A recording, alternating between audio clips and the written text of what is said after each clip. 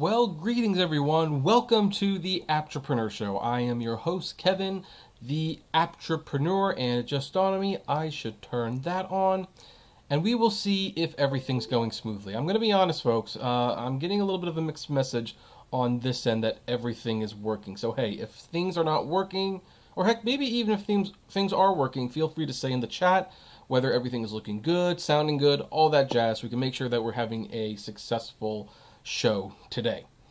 As you know, though, the Apptrepreneur Show has not had a new episode since Wednesday.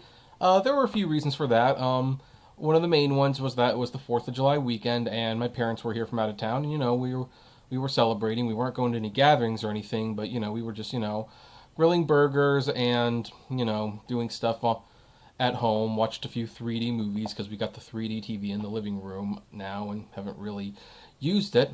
I see Steven and Ryan is here. Okay, Steven says it looks fine. Excellent. But I kind of realized it was time to get back into the groove of things. Interestingly, I still haven't separated the videos from the last episode for the most part to put into individual videos, so there might be a lot of content in the next couple days. However, for that reason and because it's just a general slow news day overall, this is going to be a fairly short episode. I suspect this live stream will be definitely like 45 minutes or so. And before we begin talking about any of the topics today, I do want to bring up this video from our good buddy Ride with Peterson, and I don't know why it looks green when you do that there. That's better. And as you may or may not be aware, Peterson had a stroke a couple months ago. He was eating a burger and he started feeling sick, and he realized he had a stroke, so he called 911. And he made a quick live stream to tell everyone that he had a stroke. Now, I've been talking to him personally on the side. He's doing much better. His life's definitely a little different now, though, and it's going to be different for the rest of his life. But he definitely seems to be handling it very well. Like he's handling it way better than I probably would. So when I found out that I was at the risk for a stroke, that's when I started cutting back on the soda and the meats, and I lost 50 pounds or something like that. So it's because I so don't want to have a stroke, and I might still get one someday. You never know. You can't control these things, but I'm definitely encouraged by what he's saying and the plans he has. Who knows? Maybe we might even have him on the show so we can talk about what those plans are going to be one of those days. But this is a 5-minute video, and he is being released on July 9th. So good for him. And if you want to go to his channel and subscribe and check out what he's doing, send well wishes, all that jazz, I'm sure he would really, really appreciate it. Hey, Thomas. Hey, Stevie. And I noticed we don't have a lot of people today, only 8. But hey, if you want to give the video a thumbs up, that would be great. And anyway, because it's going to be like a short episode, I've only got we've got 5 topics at the most, and really, I'm probably going to ditch that last one. But let's discuss main topic number 1. And the first main topic how should I put this? All right. Just for the video sakes, we're going to start that over again. But, oh wait, no, I'm not cutting the first live. I'm sorry. You see, I don't do the show for a couple days, and I lose track of everything. Anyway, the first main topic is that it is official. Uber is going to acquire Postmates for $2.7 billion. Now, this is from VentureBeats, although a lot of news organizations are reporting on this, obviously. Uber today confirmed it's buying on-demand delivery company Postmates in an all-stock deal valued at $2.65 billion. The announcement follows a week of intense speculation, with Bloomberg reporting earlier this morning that the deal was done, though neither company had responded to the claims until now. Uber says it will leverage Postmates to boost its own burgeoning food delivery business, Uber Eats, as well as its broader delivery-as-a-service push.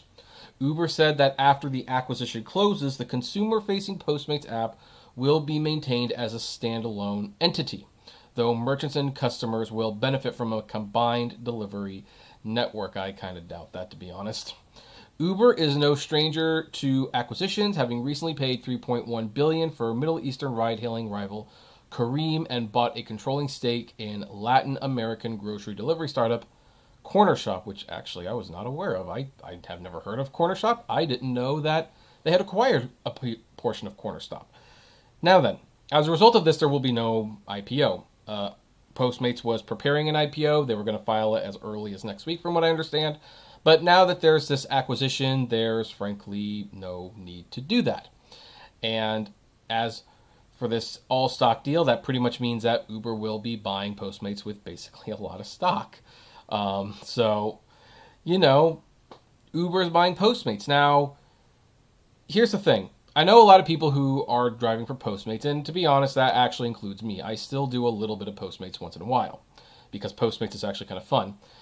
But they're not going to be happy about this, because, they don't want Uber controlling Postmates. They didn't want Uber to control, what was the last thing they were buying? I think the last thing they were going to buy was, why am I forgetting this already? Okay, live stream. Folks, help me out. Who was Uber gonna buy that? Was it DoorDash? Was it DoorDash? I'm forgetting what they were. Well, anyway, Uber was gonna buy someone, and it didn't work out very well. There was some privacy. Oh, Grubhub. Oh, it was Grubhub. Can't believe I forgot that.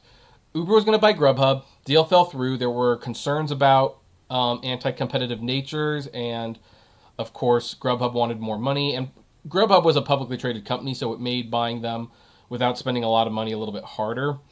But Uber lost that deal to Just Takeout, and it looked really bad on Uber. So basically, Uber then aggressively said, we have to buy someone. And they set their sights on Postmates. Now, is there still going to be some anti-competitive concerns? Probably, because I do know that there are some areas where Postmates is one of the only ones, if not the only one, or some areas where, Uber and Postmates kind of had like a 50-50 market share. Now Uber is going to control that market share. This could still come under some scrutiny by the DOJ, the Department of Justice. But here's what Uber gets to claim by doing this. They get to claim that they got something. That's the whole point. Uber does not necessarily need Postmates. It's a nice little feather in their cap. It will give them more market share. We'll give them another app. I think at some point, Postmates probably will be folded into the Uber Eats app, because Uber wants people to know that it's Uber. So I think that will happen at some point. But basically, Uber got their little food delivery acquisition, and it makes them stronger in the food delivery market. It certainly gives drivers less choice. We're just going to have to see how much control it gives them, whether or not the DOJ considers that a problem. I don't think Uber really wanted Postmates. Again, they wanted Grubhub, but this is like a nice little consolation prize. It's a way that they can say, like, hey, guess what? We didn't lose out. Yeah, our first choice, it slipped through our fingers. We know that happened. But hey, here's the thing. We got one of them. And so we can still be the number one food delivery person in the industry. Now, at the moment, DoorDash is the number one delivery service in the industry, as Iman Rebel in the chat points out. However, this might challenge that status. DoorDash might be going public soon as well. I think, and even though I don't know what their stock trade's going to be, I would not be surprised if with either Door or if it was just Didi. I think that one of those would be perfect.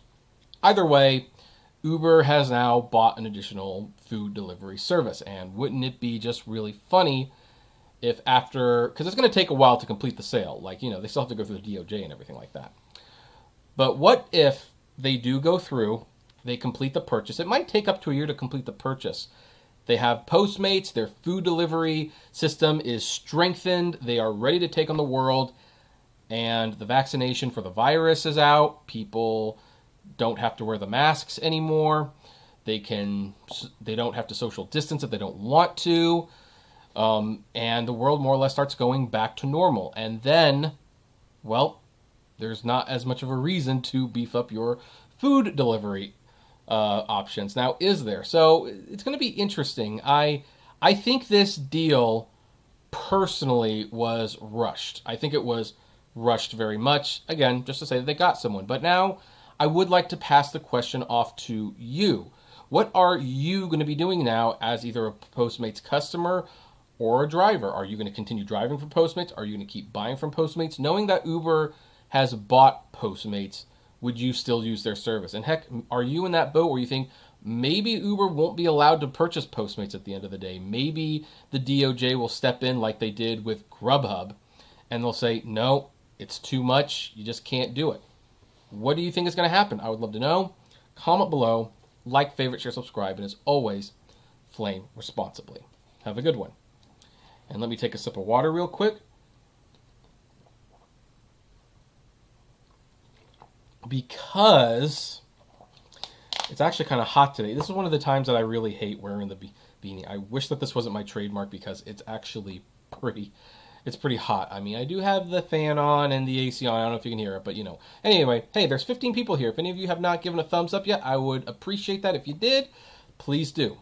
But with that out of the with that out of the way, let's talk about main topic number 2. And it's interesting that we're talking about Uber buying Postmates and how Uber is like not paying as much attention to rideshare anymore, because, you know, another industry that was turning to another company, I should say, well, industry company, they're kind of the same thing when you get down to it, but another company / industry that was leaning on Uber, well, actually, I think it was Lyft. I think they were leaning on Lyft to pick up guests and take them to places was Disney. Disney World specifically. Disney World made a deal with Lyft to actually have Lyft carry people from hotels, like particularly the Disney hotels, to the theme parks. Now, Disney started experimenting with rideshare to charter guests around, because even though they have taxis and even though they have their own shuttle buses, they're not super reliable, they are infrequent, and even though they're there and they work, some people just want to get there a lot sooner. And they saw that Uber and Lyft was becoming a more and more popular thing, and it became like a hassle to have like standard cars show up at the theme park to drop off guests. Now, Disney decided that they would partner with Lyft, and if people at one of their hotels or really any nearby hotel who wanted to go to Disney Park called for a Lyft on the Lyft app, in some cases Disney would have their own fleet of Lyft vehicles called the Minivans. And the Minivans were, well, a minivan that was designed like Minnie Mouse, like her. It was red and white polka dot, had like Minnie Mouse ears with a bow tie symbol on it. Really, really cute little cars. And they would charter guests to the parks and home from the parks. Now, people loved the look of these minivans. But here's the thing, there weren't nearly as many of them as there could be. And one of the problems is when you start conditioning people off of the shuttles and into like the individual cars, it causes problems like traffic. You need more cars than there's available. And, well, it seems like Disney just basically said enough. By the way, this is what the minivan looks like. Because there's a rumor, and it's all but been confirmed, that Walt Disney World will be retiring the minivan service, and the cast members and the vehicle leases will be terminated. So this is from, what is this from? WDW News Today, Walt Disney World News Today. It has been a tumultuous experience for the Minivan service at Walt Disney World, a point-to-point transportation option owned and operated by Disney that launched back in 2017. A pet project of now CEO Bob Chapek. So actually, this is something that Bob Chapek himself worked on. Minivans were Disney's response to many of their guests choosing not to use the provided complimentary and honestly often unreliable transportation options Disney provides their guests, and instead booking a Uber, Lyft, or similar transportation method to get around the vacation kingdom of the world. Minivans were deemed overpriced by most guests, as is most things at Disney World. That's my comments. That's not theirs. And they were also hard to get when you actually wanted them, like around park opening and closing times. Like, yeah, because they only had so many of these things, and the most popular times that people are going to want to use them is during park opening and closing. And I mean, yeah, if you wanted to go in the middle of the day, you could definitely get one a lot easier. But if you're vacationing there, why would you want to wait until like halfway through the day before going to Disney World? After 3 years of hemorrhaging money, and another theme about all of these Lyft and Uber partnerships, all these rideshare partnerships, like we saw it was Hertz, and they're always hemorrhaging money. Like no one ever makes money off these things. Cast members believe the service is being brought to an end. According to cast members, after having been furloughed since March and expecting that they would return to work soon, their leadership is now suddenly informing the drivers that they should update their resumes. Never a good sign. Some cast will inevitably be transferred to other departments, but the belief amongst employees is that nearly 200 of them will be terminated. Disney is claiming the termination of the service is for the safety of the drivers, and I actually kind of agree with that to a certain extent. I'll tell you why. But the drivers that reached out did not seem convinced of this based on the financial performance of the minivans outside of the premium airport transportation offering. Similar Lyft and Uber services have found ways to continue to operate through the pandemic. Now then, that thing is just so cute. I'm actually kind of a little annoyed that I won't be able to drive in that thing. You know, if they're going to auction off those cars, I mean, they probably have to repaint them. But if they don't repaint them, hey, I would gladly buy one of those cars. Now, they've yet to announce the terminations of the employees or anything. But, you know, here's the thing. Like, there's a reason the shuttles have been going on for a long time. There's a reason Disney didn't partner with like taxis a lot sooner to give people personal transportation, because it's just way more convenient to shove a bunch of people in a shuttle and ferry them to the Magic Kingdom. Granted, that might also have to be rethought because of what's currently going on. Now, I do believe that to a certain extent, they're being a little truthful when they say, hey, it's for safety, because, you know, the minivan isn't quite as big. But here's the thing. The minivans are bigger than like a for example, Corolla. You know, there are people who can go in the back. And also, I know people, particularly my friend Noah, who have installed like these plastic barriers to kind of keep the germs back, and they continue to drive frequently. With all the money that Disney has, they could probably do something like this as well. The main reason that this is being terminated is because it's not making money, and it's not doing what they want it to do. It's, from the sounds of things, they had high goals for it. They wanted it to be profitable. They wanted it to be more convenient, and it just wasn't. It ultimately, at the end of the day, wasn't. And that's one of the big problems, and why you should not be buying stock in these companies, by the way. You should not be buying stock in these companies, because all the partnerships they do, they never actually make money. They don't. They just kind of, they don't. They just hemorrhage money. And yeah, of course, guests like it. It's convenient when they arrive, but it hemorrhages money for the companies. And Disney, above most companies, are going to be doing like a lot of cutting, because they've been hurt harder than most people during the pandemic. Because Disney is entertainment. So it's like, what's their money? Movie theaters, theme parks, sports, now streaming. Like, that's 3 of those big money-making industries of theirs are shut down, and the streaming has yet to make money. Although Hamilton was certainly like a big win for them, and we'll talk about Hamilton a little later. But yeah, so it's disappointing that the minivan service will be discontinued. Again, just look at that. That thing is so adorable. I like that. I like that thing. I think that's just a cute idea. But ultimately, it's just not worth it for Disney. It seems like the customers were more annoyed by it than anything, or the guests, I should say, because, you know, there's no customers at Disney. There are guests. But I don't know. I'd like to know, what do you think? Did any of you ever ride in one of these minivans? What do you think of Disney terminating this? Do you think it's because of cost? Do you think it's because of safety? Do you think maybe there might be another reason they're not doing it? Like maybe they have like their own ultimate plan that I'm not thinking of right now? I would love to know. Comment below. Like, favorite, share, subscribe, and as always, flame responsibly. Now then, let's go on to main topic number 3. And the third main topic is about the DC Universe. For those of you who are not aware what the DC Universe is, it is a streaming app. And the app specializes in, well, shows from DC Comics. You can find classic animation on there. You can find classic DC movie adaptations. You can also use the app. It comes with like a comic subscription where you can read DC Comics on a Nook or a Kindle Fire. And DC Universe, frankly, never got very big. It just never got very big. And when HBO Max was announced, people were starting to ask, like, Warner Brothers now has all of these streaming apps, and a lot of them are frankly redundant. Like, what are they going to do with them? Well, HBO Go was in fact folded, and then HBO Now became HBO, which, me and Driverman talked about that. That was really strange. And there's rumors that they're trying to sell off Crunchyroll because it's all redundant. Now, DC Universe still hangs around. And DC Universe does have original programs. Like, for example, there's an R-rated Harley Quinn animated series on DC Universe. It's quite awesome, actually.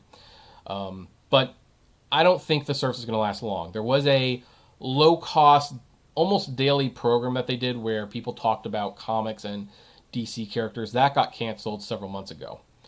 Not even several months ago, just a couple months ago. And now, Stargirl, which is one of the DC Universe's original shows, it has been renewed for season 2. So if anyone here actually watched Stargirl, it's coming back for season 2. But it's moving to the CW.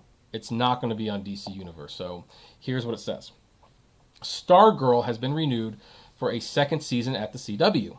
With the renewal, the CW and its digital platforms will be the exclusive in-season home of the series, starting with its second season. Season 2 will not stream on the show's original home at DC Universe. It was announced ahead of the series premiere that episodes of the show would air on CW the day after their streaming debut on the DCU. Now, here's what's going to go on. Here's the thing. They kind of end with going like, Stargirl was the first DCU show to find a home on CW, but will not be the last. In announcing its fall schedule, the broadcast revealed it had acquired the broadcast rights to the DCU show Swamp Things, which was canceled at the streamer shortly after the launch of the first season. Other DCU shows have found homes on other platforms as well. The second season of Doom Patrol recently debuted on both DCU and HBO Max, while the animated DCU series Harley Quinn will soon be available on HBO Max soon. And what does this tell me? That means that the DC Universe app is going to be shut down soon. I think the writing's on the wall. Like, hey, there was not enough demand for DC Comics characters and properties to have its own app, so fold it into HBO Max, put some of the stuff on the CW. The CW is basically a commercial for the streaming show, for the streaming anyway, and move on from there. Now, while I will personally miss the DC Universe app because I like reading the comics and stuff on it, it's not surprising. I think, if Warner Brothers wants to become extremely competitive in the streaming wars, they're just going to have to start consolidating. Like, why would you have 5 apps when you can have one? Like, in the HBO Max app, they have like what they call hubs. And the hubs are like certain categories of brands and shows. Like, they have a hub for Cartoon Network shows and Adult Swim and Crunchyroll and Sesame Workshop and HBO. They have those hubs, Turner Classic Movies. And so the more apps that they consolidate into this one app, the more when they're going out to sell to people, like, HBO Max is your home for Cartoon Network, HBO, Turner Classic Movies, Crunchyroll, all this stuff. DC Universe. And there you have it. And this is kind of what the future streaming is going to look like. I think the only reason Hulu and Disney Plus are separate is because the Disney name has a very, very family-friendly image, and so they just need Hulu as well. But many companies, if they have multiple apps, they're probably just going to consolidate them into one or two. They're going to do that, and so I think this is going to be far more common than people realize. But, yep, Stargirl, if anyone watches it, I don't watch it to be perfectly honest, but if anyone watches it, it's getting a second season, it's going to move to the CW, and it's not going to be on DC Universe anymore. Now, what do all of you think out there? Do you think this is the end of the DC Universe app, or do you think, nah, it's going to be fine, this is just the way, I don't know, what's your explanation for thinking that it's still going to be around, even with all of these changes? I'd love to know. Comment below, like, favorite, share, subscribe, and as always, flame responsibly. Now then, let me kind of just chip in looking at the comments real quick.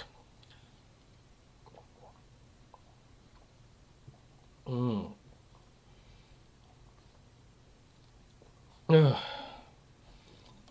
it's hot today. So then, here's I do see one person like Debbie O Live says CW is trash, and I kind of agree. Well, anyway, with that out of the way, let's talk about main topic number 4. And this is actually the final main topic today. There was a 5th topic I was thinking of doing. I'm not going to do it though. I think today's just going to be like a short episode. But I, along with many of you over the 4th of July weekend, probably streamed Hamilton. Now, Hamilton was a Tony and Pulitzer Prize winning Broadway musical about the life of Alexander Hamilton. He's the guy in the $10 bill. Played by a mostly ethnic cast of characters. Hamilton was played by a Puerto Rican, and Bill Barr, who was a presidential hopeful one time, was played by an African American. That sort of thing. Like, that's kind of the hook, that it's history, America's history back then, seen through America today. And it's a wonderful show. I really love this show. I enjoyed it. I mean, that was a perfect show for the 4th of July. I love the soundtrack. Never say that hip-hop is not music. This show proves it wrong. I actually think it was like a hip-hop opera, because there was like non-stop singing and rapping and beatboxing. It didn't actually stop. I love the costume. I love the scope. I really, really loved Hamilton. My mom loved it too. My wife, not so much. And I think my dad's kind of going back and forth on it. Like, there's some days where it's like, yeah, it was interesting. I'm glad I didn't pay $600 a ticket though. And then there's some days like, I didn't really like it that much. It was just a little too strange. Well, here's the thing. Regardless of what my dad and my wife think, a lot of people seem to be in agreement with me that Hamilton just flat out rocked. And it was wonderful, and I can't wait to watch it again. But since it is one of the, well, at least because there's not been many movies, one of the best movies we've seen this year, there is a question: can Hamilton land some Oscar nominations? And the answer is no. No, it can't win any Oscars. Now, here's why. Here's the thing. Disney had planned a theatrical release in October 2021 before dropping it early on its streaming service. But that's not enough to qualify for Oscar consideration. Though eligibility rules were amended in April to allow films with planned theatrical releases to compete, according to the Academy of Motion Pictures Arts and Sciences, recorded stage productions are not eligible for consideration. So if you don't know what's going on with the Oscars right now and the voting, because there's no theaters open really, movies that have been premiering on video on demand have been given a free pass this year. Typically, you have to premiere your movie in LA and New York, and it has to run there for at least a week, and you need to have like a theatrical release to have your movie qualify for Oscars. Because of what's going on, they waived that rule for this year. So if you go to streaming, you can qualify. Now, a lot of people were hoping that meant Hamilton could, in fact, qualify for some Oscars. But here's the thing. They have in the rules, recorded stage productions are not eligible for consideration. Now, while Give 'Em Hell, Harry, a recording of the one-man stage play of the same name, earned an Oscar nomination for Best Actor for James Whitmore in 1976, the rules changed in 1997 when language was added to the documentary category that disqualified recorded stage performances. Now, that's fine because Disney sells a lot to celebrate. I mean, because from Friday through Sunday, the app was downloaded almost 1 million times, like 752,451 times globally, including 458,796 times in the U.S. according to Apptopia. And as of early May, Disney Plus had 54.5 million subscribers worldwide. Hamilton got streamed quite a bit. It's a success. It's something that's going to bring people back. And here's the interesting thing. Originally, like, Disney Plus had The Mandalorian. Like, people were going to Disney Plus for The Mandalorian and not much else. Now they have Hamilton. And here's what's really interesting, because I think Disney might have shown how to actually monetize streaming movies, because they took away the free trial like a couple weeks before this movie came up. Basically meaning that if you didn't have Disney Plus, you couldn't just sign up for free trial, watch Hamilton, and then cancel after 7 days. Now you have to pay for the first month. And I think that might be the future of original streaming series and movies that have a, shall we say, particularly high interest in being viewed. Free trials will be taken away for periods of time so that people who want to see them right away are forced to pay for them. And so they might have found a way to monetize this stuff. Who knows? Because really, when you're just paying for a subscription, like, here's the thing. I already have Disney Plus for the next 3 years. So, well, 2.5 years at this point. So they're not making any money off of me when I just watch Hamilton. But for people who wanted to watch Hamilton who didn't have Disney Plus, well, now they got to pay at least $7 so that they can get it in their household for a month and watch Hamilton. That might be the future of streaming and how they're going to monetize this stuff. However, I would like to know what you think about this. Did you watch Hamilton? Did you love it? I would love to know. Comment below, like, favorite, share, subscribe, and as always, flame responsibly. Have a good one. So then, that is the end of the topics. Let us go to the comments, see what's going on. Hey, Steven. Hey, Ryan. Hey, Stevie Kerps. But see here. Stevie Kerp said, well, the saying is you are what you eat. LOL, but I hope he is well, and you can always eat anything, not all the time. Yeah, I agree. You can pretty much eat whatever you want, just don't eat it all the time. People were reminding me that it was Grubhub I was thinking of. Yeah, I couldn't believe I forgot that. So, Iman Rebel says, I think Door is taken by somebody else. Oh, is it? Let's see here. Oh, by golly, you're right. Masonite International Corporation. They have the Door stock ticker. So, how are they doing, by the way? Well, they are, if nothing else, consistent. So, okay, well, I guess that's out. So I guess DoorDash's stock ticker would be DD then, or something like that. But I guess we'll see. So Cliff Sharping, in response to Uber buying Postmates, basically said he will be deleting his Postmates app, and he does not trust Uber. I'm sure the sentiment is the same for a lot of people. Now then, Swiss Cheese 07 says, I'm surprised that Bite Squad wasn't bought. They always next to Uber Eats waiting for food. Well, who knows why Uber bought who they did. I think Uber was going after names first, and Grubhub, DoorDash, and Postmates.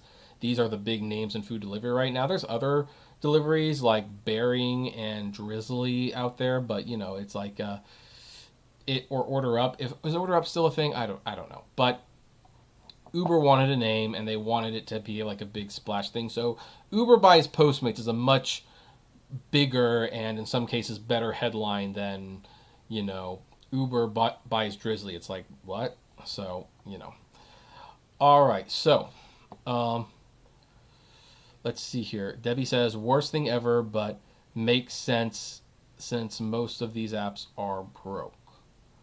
Oh, the minivans. That's right. So, oh, you got the premium collection of Walt Disney Treasures, and you're going to get Malton to sign it? Nice. Absolutely nice. Yeah, yeah, actually, I would really like to see that. Maybe we would probably make a video about that, actually. Like, if you bring that, like, we'll make a video about that. That I would like to make that video. So, let's see here. Whenever you end up coming to California. Let's see here.